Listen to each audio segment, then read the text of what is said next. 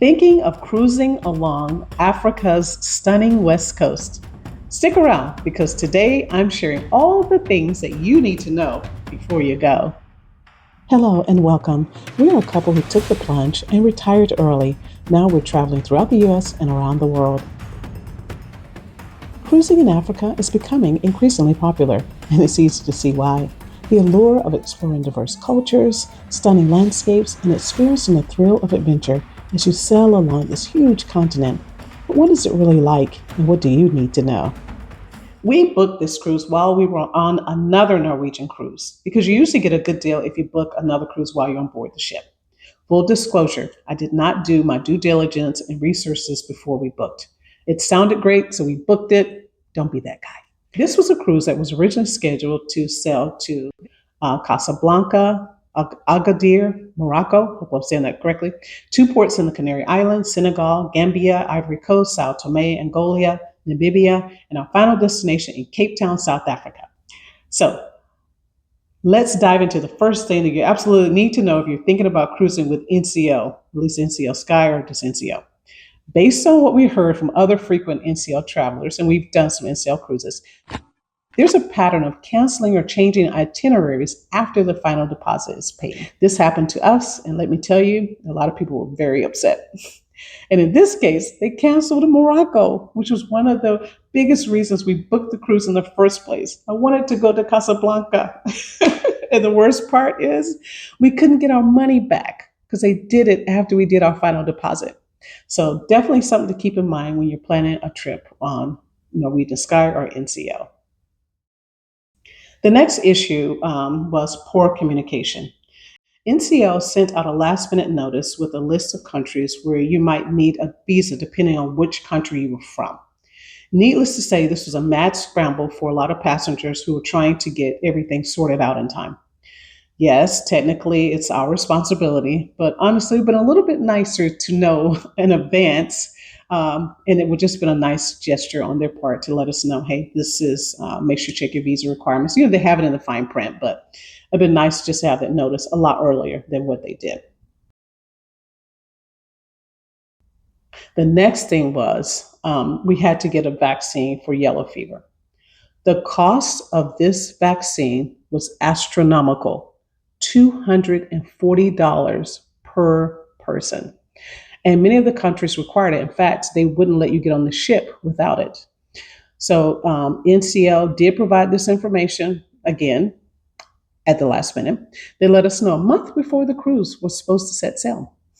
Not only was the cost painful, but to top it off, the vaccine made me feel absolutely awful. I was so sick for almost a week. Hey guys, if you're finding value in our content, please like and subscribe. Thank you. Okay, so the different ports you went to, I actually covered in another video that I did last week, so please be sure to check that out. But a couple of things before you disembark from the ship, we were advised to be cautious about the food we ate while we're in port. That was a good heads up, so people didn't get sick.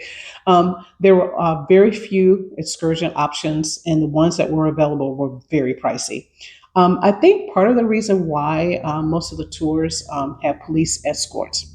Even the complimentary shuttles that NCL did, we also had a police escort as well. So I appreciate the fact that NCL did make safety a priority, which brings me to the next point, safety. Usually I will go to, we have, the US State Department has like travel advisories, each country usually does.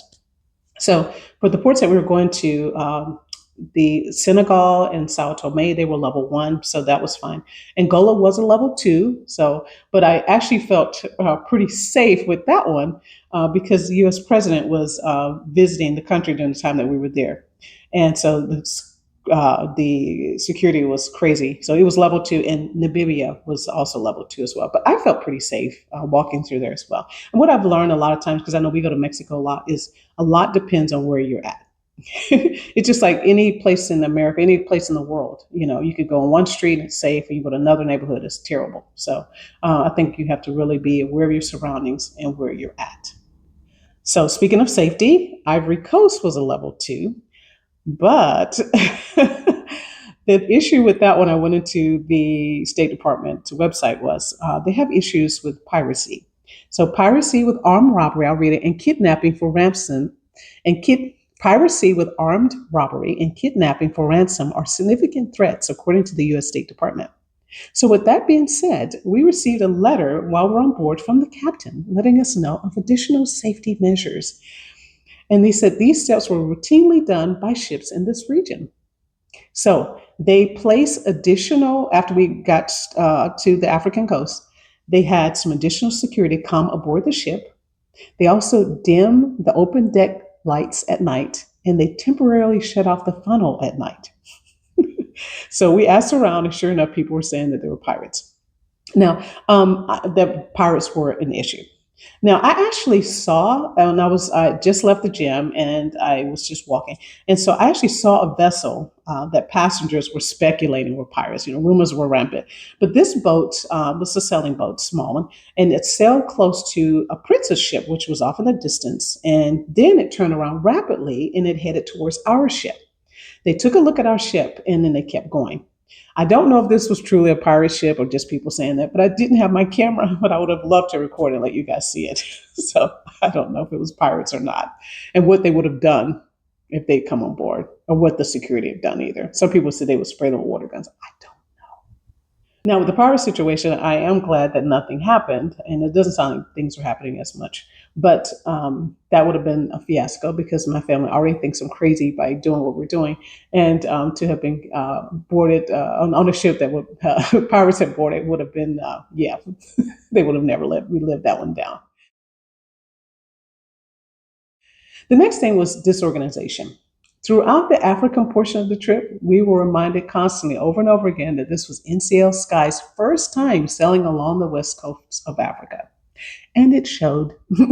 Some of the delays and chaos were due to things that were happening on the ground that was not their fault. You know, like vendors not showing up, the shuttle buses showing up hourly, that type of thing. But honestly, some of the stuff NCL was just not prepared for either for this route, as they were on other places that we've sailed with them in the past. Also, Wi-Fi, uh, or should I say the lack of it. The internet was so slow, or it just didn't work at all. Now, we use an app that we've had wonderful experience with, Arello, which I can put that in the link below. And we usually love it, but even that didn't work. So I'm like, oh my gosh, it's pretty bad.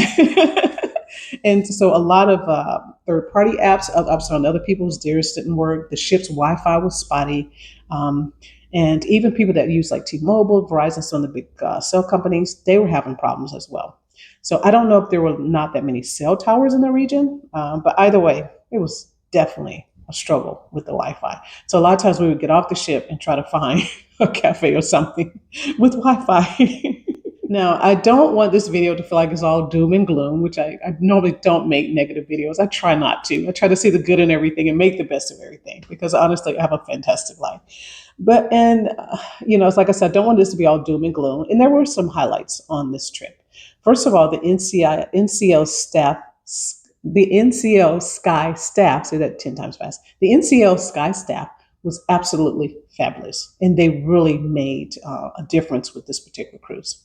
And then also, thanks to the ship's smaller size, it could dock at ports that bigger ships simply can't access. So giving us a chance to visit some incredible places that we might not have been able to experience otherwise. And the number of ports that we got on this particular cruise was simply fantastic.